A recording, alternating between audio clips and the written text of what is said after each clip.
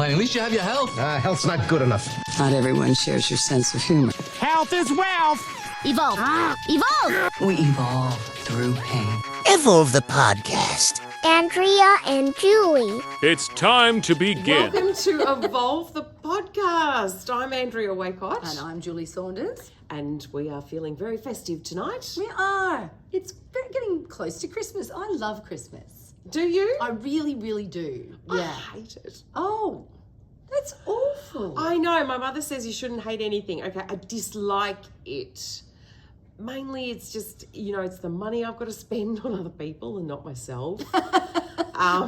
You go shopping and you see all the stuff you want and you go, oh yeah, but I've got to buy for them and them and them. Do you know what? I'm sure it hurts your bank account, but for me, I love buying gifts. Yeah. I love giving gifts. They don't have to be expensive. No. Just funny little things or thoughtful things. Yes. Yeah, absolutely. No, I agree. I like receiving gifts. Really not. So we make a good pair. You like giving, I like receiving. I like getting them too. Oh, okay. Fair enough.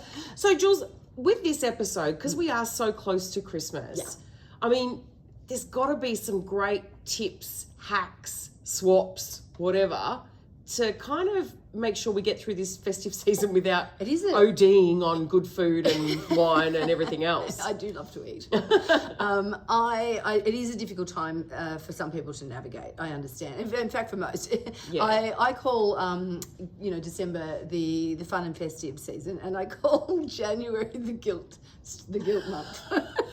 We live with enough of that. I have people saying, I don't mind, whatever. Let's do this. I'm taking, eating here, I'm drinking there, and then in January they come back and they go, oh, I'm back.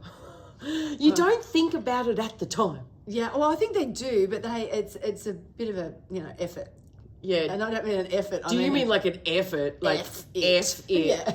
I was going to stick the middle fingers up. And so I do have people that they get a little bit of anxiety around this time of year. They're eating, the drinking. Obviously I'm in the gym quite a lot, so they're thinking, oh gosh, I don't. How do I deal with this? And look, it's really more of the same that we've talked about. But I think you've just got to double down on being being tough about it with yourself. And arming yourself with some info that kind of then rattles around in your head and maybe subconsciously does some good things. Maybe. Because we're going to talk about some hidden calories. Yeah. Because we have spoken about those before. And I think that this, this particular time of year, it's so, there's so many parties, there's so many, drinks here and cheese food platters there, and really yummy things. Cabana and pickled onions. That's right. That is. It's very Australian. So good. With the little cocktail pickled onions, cabana and cheese. How bad they are. They're green and red.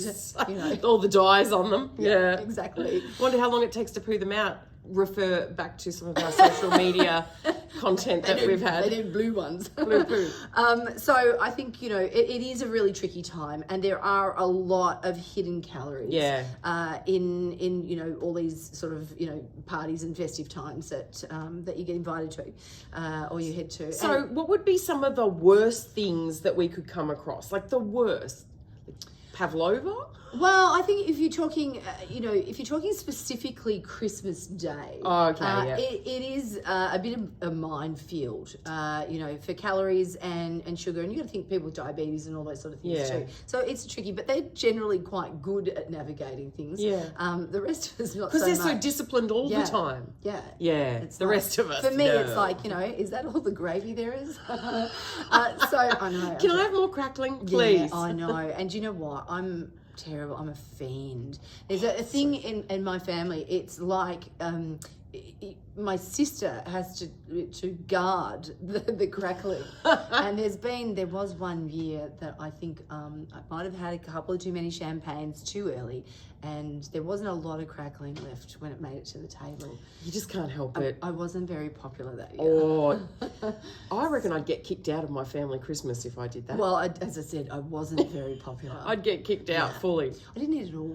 There were strands left. Do you know what's the funniest thing? My husband does not eat pork, but he eats crackling. No, that is strange. Isn't that odd? Yeah. If you don't like the meat, I say... There's a lot of people that do that. I don't know, but I say if you're not eating the meat, you don't have any right to the crackling. Well, do you know what? Here's another thing. So I eat the crackling, but obviously the crackling comes with quite a considerable layer of fat generally. Well, I cut that off. That's a great idea, and it's actually really nice without the fat. It's like because it's crunchier. Yeah, for me it's a taste thing. I just don't like it. Yeah. Oh, I don't mind the old melty fat as I crack into the Anyway, all right. So I've probably talked about crackling way too long. Christmas Day. So let's have a look at that. Christmas Day is a tricky one to navigate. Yeah, you've got cuts of meat, obviously, as we've just spoken about, often quite fatty. Yes. Generally, you get the plate down in front of you if it's, if you don't have to help yourself. And, it's a monster. It's a monster plate. Big plate. Yeah, so you've got sort of fatty meat, you've got the crackling. The roast potatoes, maybe. Yeah, and if they've done really well, they're not done, they're not done in a healthy way. No, the cauliflower with cheese. And I find too that most of the vegetables, because it's such a big production to do, you may as well drink the water. Yeah. It's there's not a lot of nutritional value left. I was going to say, is that an Australian thing where we just go, now it would have been healthy. How can we unhealthy it? Well, I don't think we do We'll it on fry purpose. it. We'll put cheese on it. Well, I think there's a few countries that do that. But actually, yes, true. I love Australia, and I think there's some amazing things that we do. And but these particular, sort of traditional lunches that we have, they're not thinking of health and fitness. and you know what? I do say to my clients too, it's okay to to have this. Just think a bit of portion control.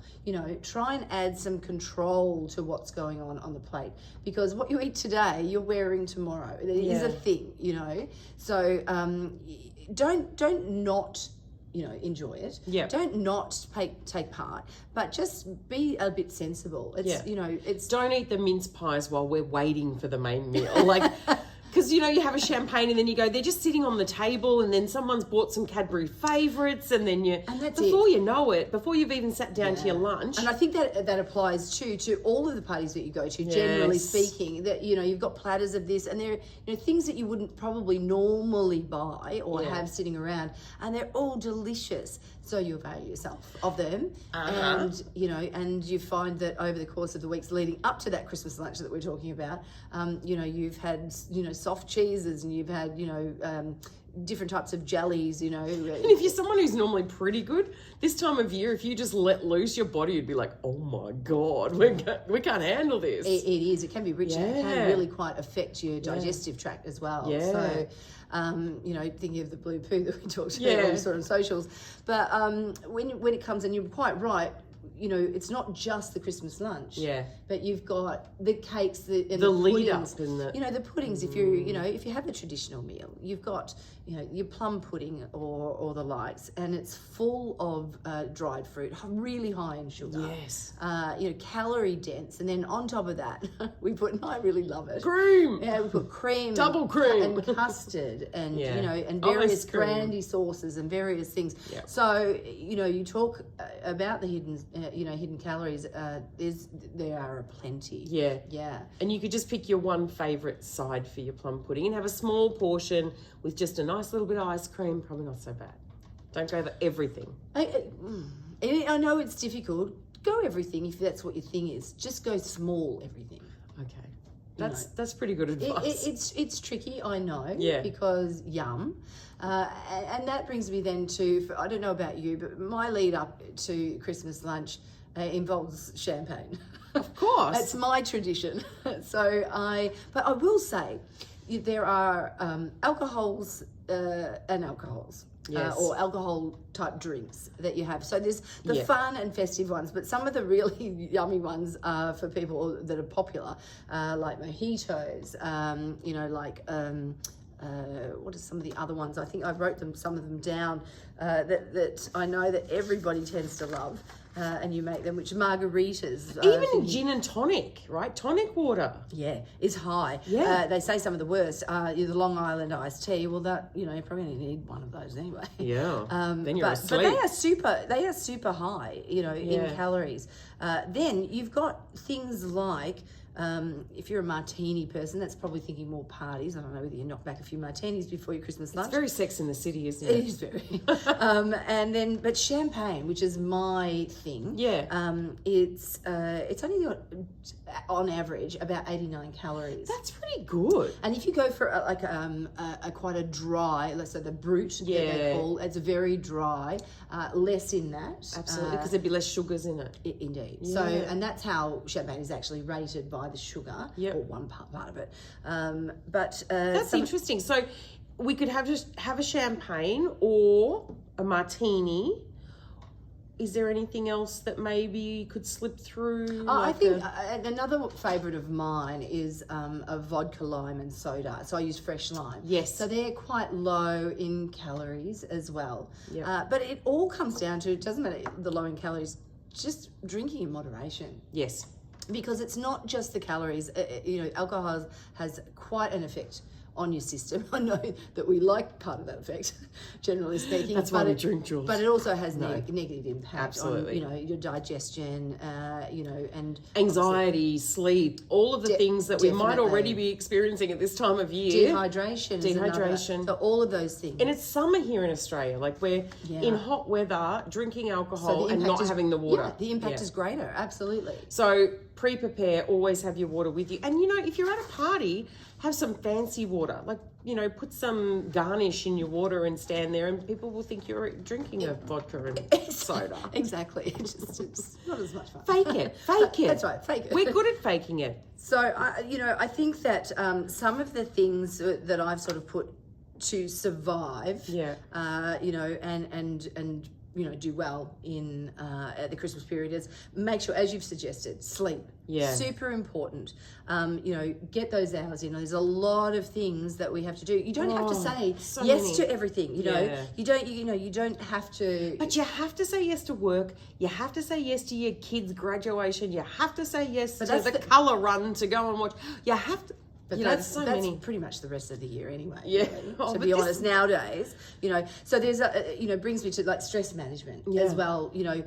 Moderate things. So it's not just your eating and your drinking, but moderate those things that you have to do. And I understand that we do have to go and see a lot of those things. So then be kind. Make sure you get enough sleep. Yeah. Make sure you have a little bit of downtime. And pre-planning your meals is a good one, because sometimes when you get home from work, you've got to rush, you've got to take your kids somewhere, and you just go for something easy. And if there's something healthy there, it's often a lot later that you're eating at this time of year, and that's absolutely true. So people will, I'm sure that drive through, McDonald's absolutely flourish in this time of year. So if you've got those meals sitting at home and they're easy because you're tired when you get home, it's a perfect way. I think the other thing is really prepare with to hydrate yourself. So pre-hydrate.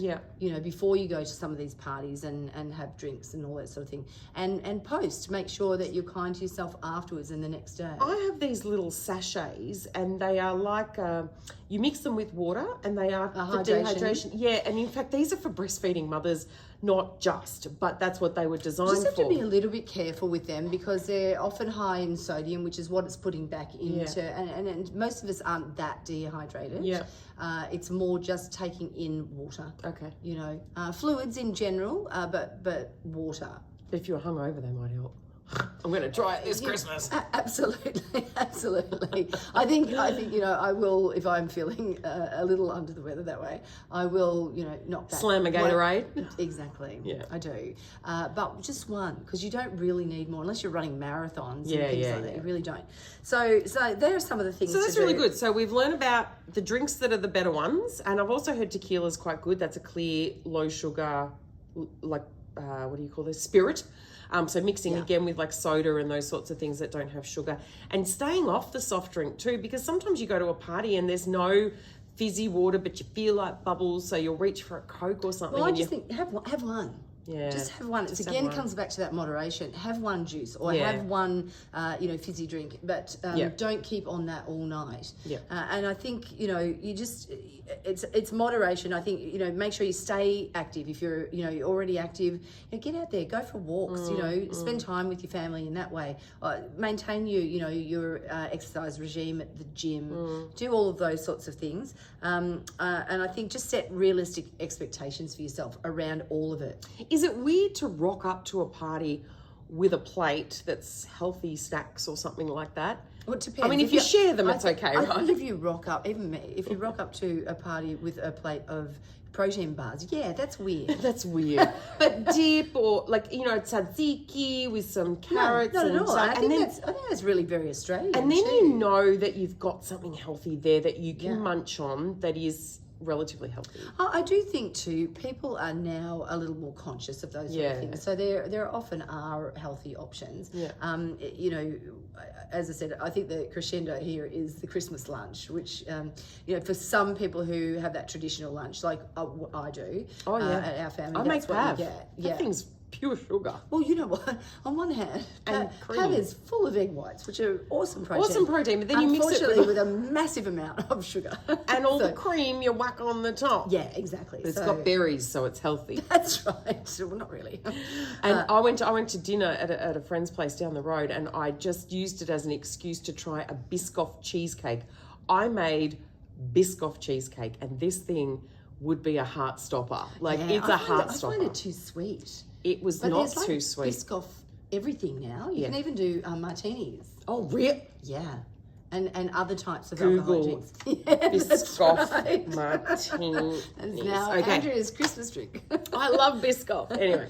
So I think, summing all of that up, Yeah. some of the tips I would say is just choose leaner cuts of meat. If you're not Cut off the visible fat. Yeah, and indeed. Yeah. And if you're not one to have that traditional, I think that we have now, wonderful seafood platters and various things that we do and barbies and stuff. If you're into that and that's your thing, there's some great healthy options there. And look, some Australian families do that, right? They just have beautiful fresh seafoods and salads and things. They're smart. Not my family. We're going to have the hot meal no matter how hot it is. I don't mind the hot traditional because, see, for me, I eat that way all the time anyway. So this is like, ooh. The meat and 3 veg kind of girl. And I don't have to cook it because my beautiful sister does. Oh, that's the best bit, right? Exactly. I just have to make the pav and I rock up and everything else is done for me. Exactly. Nice. I like that too. So leaner cuts of meat. Watch your portion sizes. Yeah. I think that's a huge one. And you were talking before about you rock up to a party, there's platters of things. You can't measure how much you're eating when there's a platter of it because you kind of just keep going back and going back. Definitely. Whereas if you take a little plate and you put some on it, you kind of can gauge it, can't you? Do we do that? We could.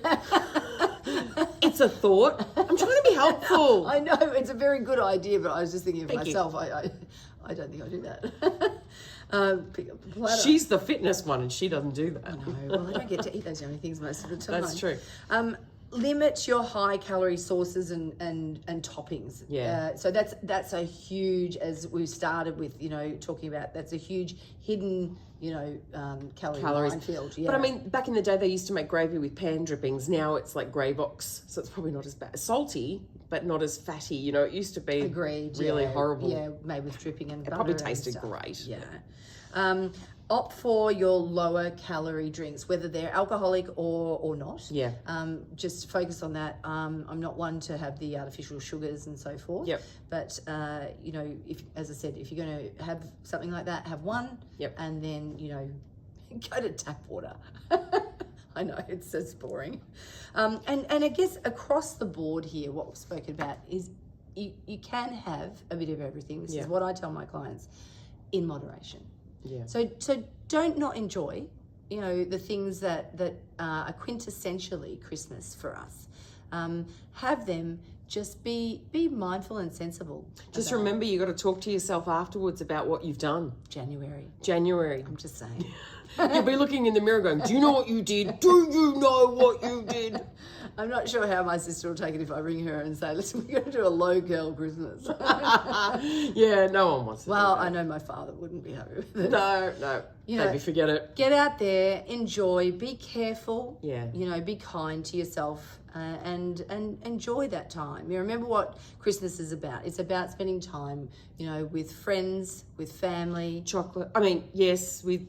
And chocolate. Sharing a meal. It's about sharing a meal, not how much of the meal you can consume and all that stuff. It is. It's about sitting down with your friends and family and having a laugh, reading terrible Christmas cracker jokes. It's a lovely time for reflection too, thinking about, the things that you're grateful for and thinking about, things that are a positive influence in your life. I think it's a great time for that. Yeah, I wish you were coming to my Christmas lunch.